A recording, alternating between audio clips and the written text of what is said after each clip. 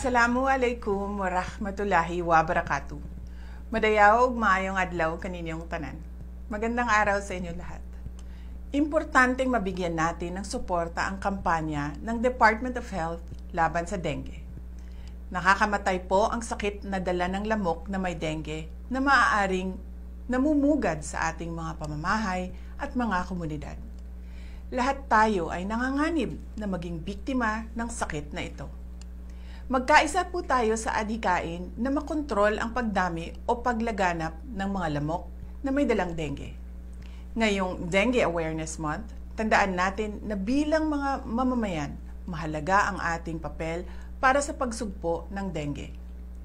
Tiyaking walang lamang tubig at malinis ang mga paso, bote, drum, lumang gulong at iba pang bagay kung saan posibleng mangitlog o magpadami ang mga lamok.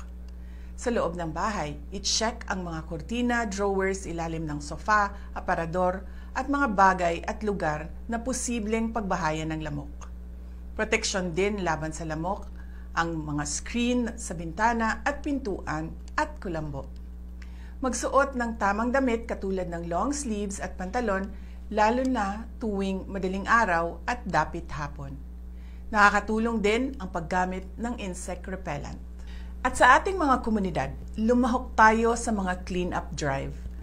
Ang aksyon laban sa dengue ay proteksyon ng bawat isa sa ating pamilya.